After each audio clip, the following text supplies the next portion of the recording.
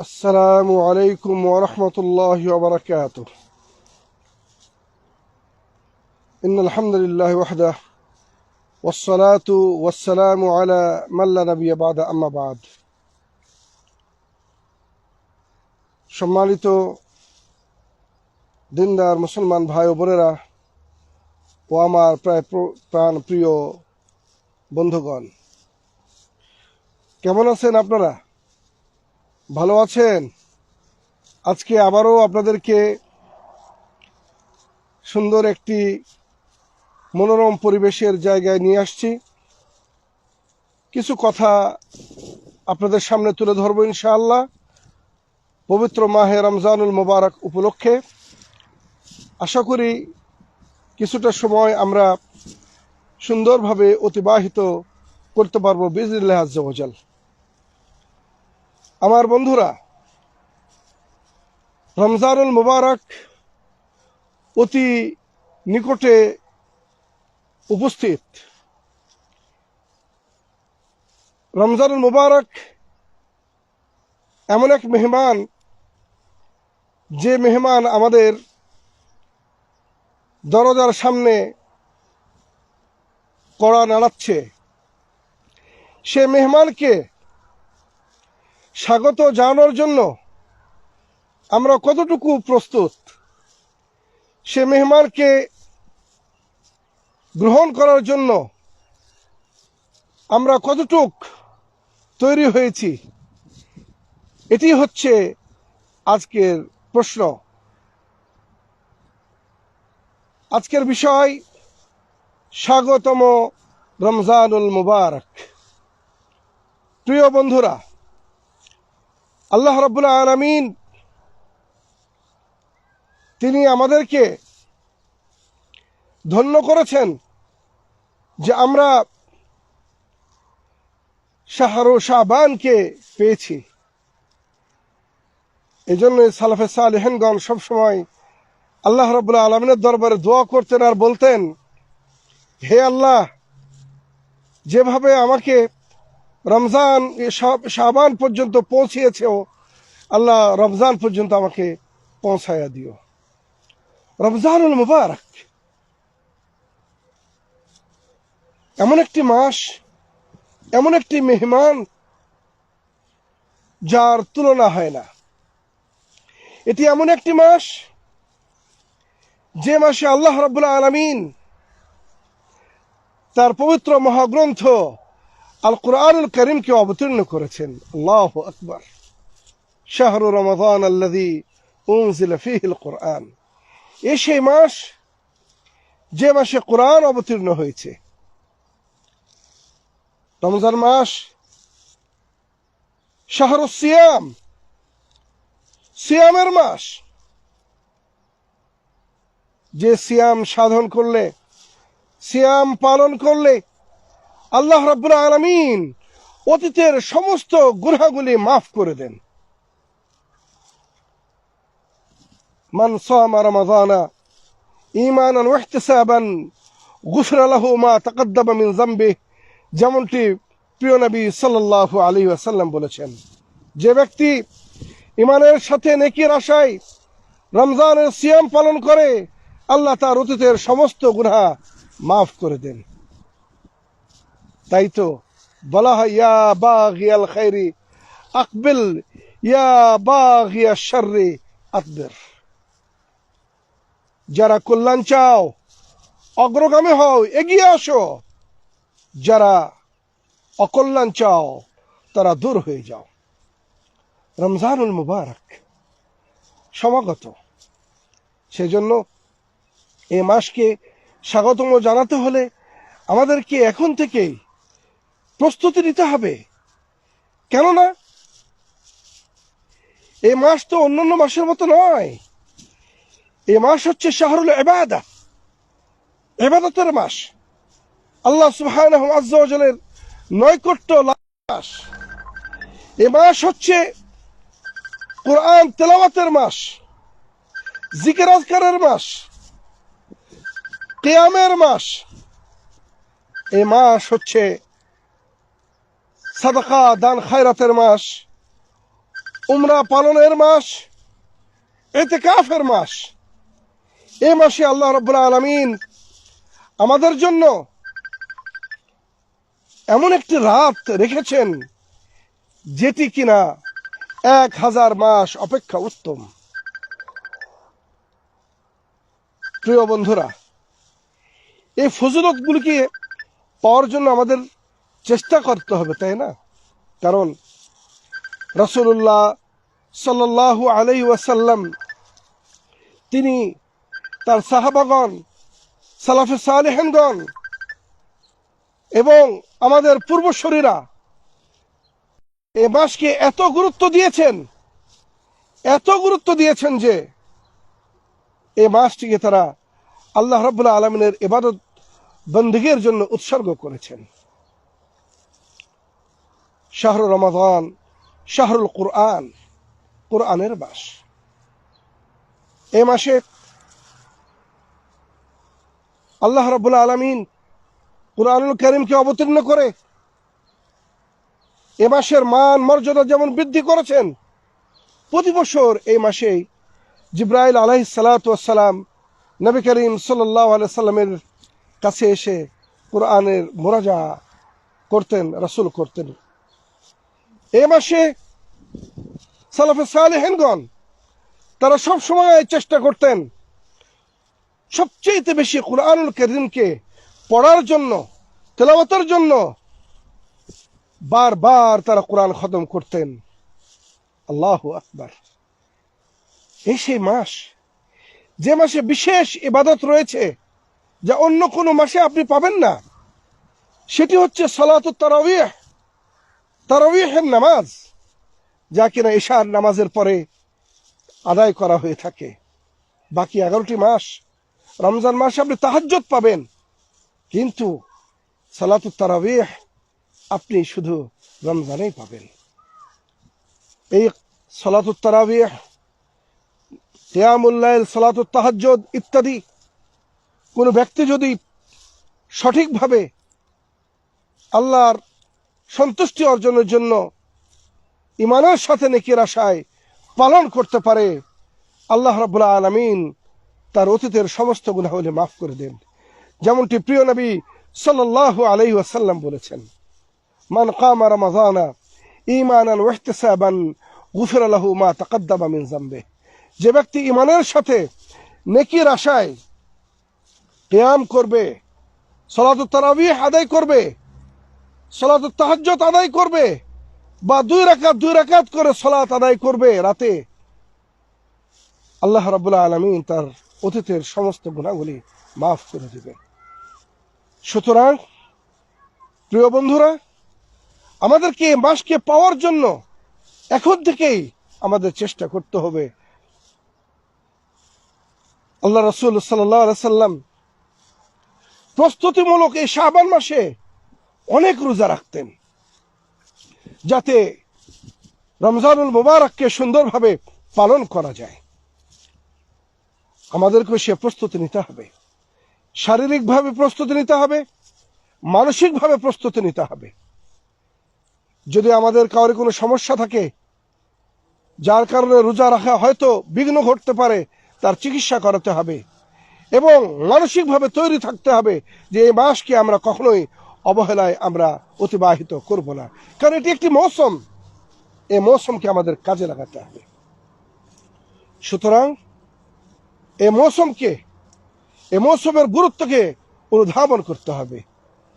এই মাসে আপনি যদি উমরা পালন করেন, আল্লাহু আকবার, আপনি একটি হজ করার সওয়াব আল্লাহ রাব্বুল আলামিন আপনাকে দান করবেন। সুবহানাল্লাহ। রাসূলুল্লাহ সাল্লাল্লাহু আলাইহি সাল্লাম বলেছেন, রমজানের উমরা পালন একটি হজের সমান। সুতরাং বিশাল ফজিলত এই মাসে। রাসূলুল্লাহ সাল্লাল্লাহু আলাইহি সাল্লাম তো সবসময় সাখী ছিলেন, আজওয়াব ছিলেন, কিন্তু রমজানুল মুবারকে তিনি সবচেয়ে বেশি সাখী এবং আজওয়াব ছিলেন। আল্লাহু আকবার। অকাতরে, মুক্ত হস্তে তিনি দান খায়রাত করেছেন। আল্লাহু আকবার।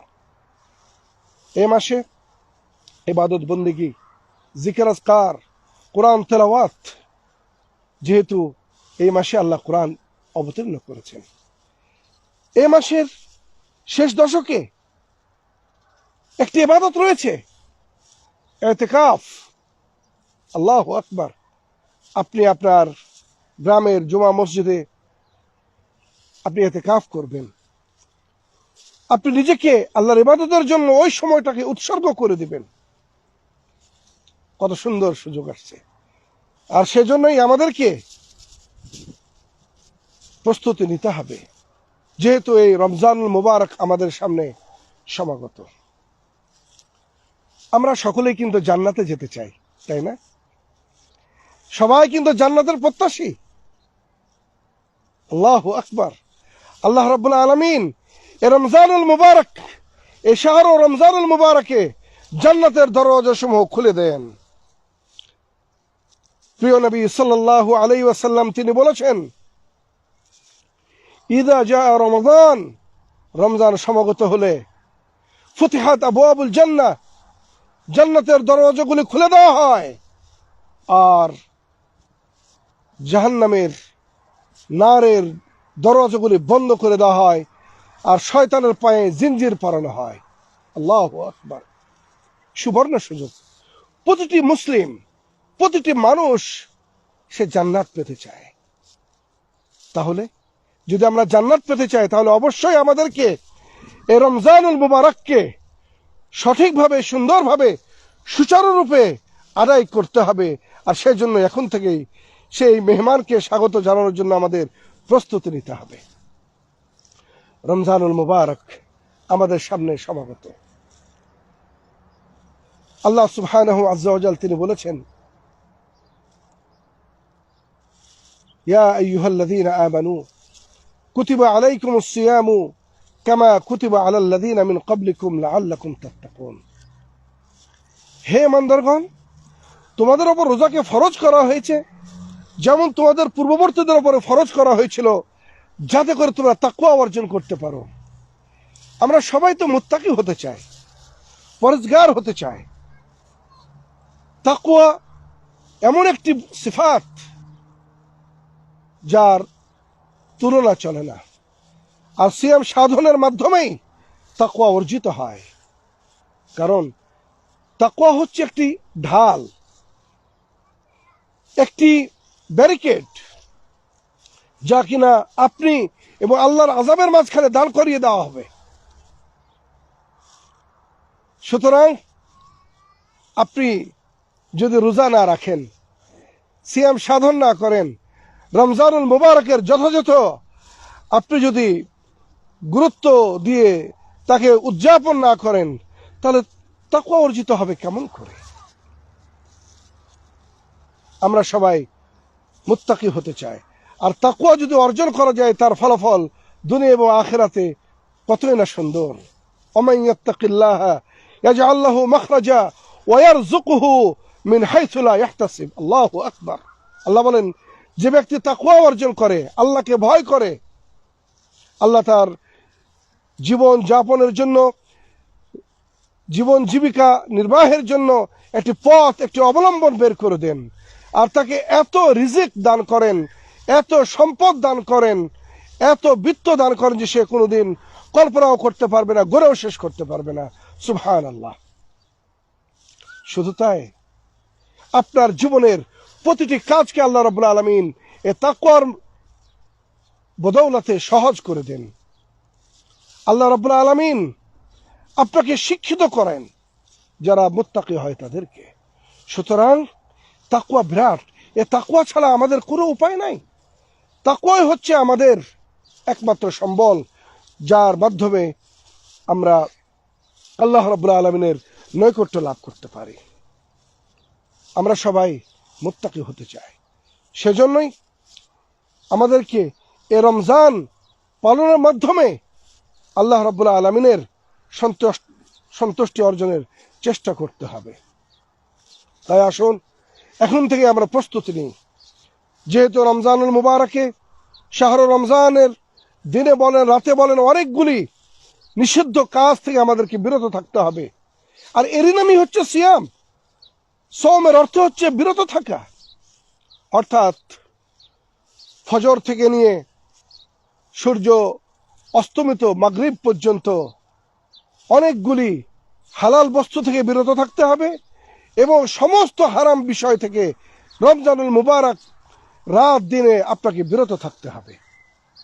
সুতরাং সে বিরত থাকার, নিজেকে কন্ট্রোল করার সেই ক্ষমতা আপনাকে অর্জন করতে হবে। এখন থেকে তার জন্য আপনাকে চেষ্টা করতে হবে। কারণ আপনি রোজা থাকা অবস্থায় যদি মন্দ কথা বলেন, ঝগড়াঝাটি করেন, অশ্লীলতার সাথে জড়িয়ে পড়েন, খারাপ গুনহার কোনো কিছু দেখেন, শোনেন, বলেন, তাহলে আপনার রোজা রেখে কোনো লাভ হবে না। এমনকি যদি কোনো ব্যক্তি আপনার সাথে মারামারি করতে আসে, ঝগড়া করতে আসে, আপনি তাকে বলবেন, আমি রোজাদার, আমি তোমার সাথে ঝগড়া করতে চাই না, মারামারি করতে চাই না। রাসূলুল্লাহ সাল্লাল্লাহু আলাইহি ওয়াসাল্লাম তিনি বলেন, মাল্লাম ইয়াদা কওলা যুরা ওয়াল আমালা বিহি ফালাইসা লিল্লাহি হাজাতুন আন ইয়াদা তুআমাহু ওয়া শারাবাহ। যে ব্যক্তি রোজা থেকে মিথ্যা কথা এবং কর্ম পরিহার করলো না, তার রোজা থাকাতে কোনো উপকারে আসবে না।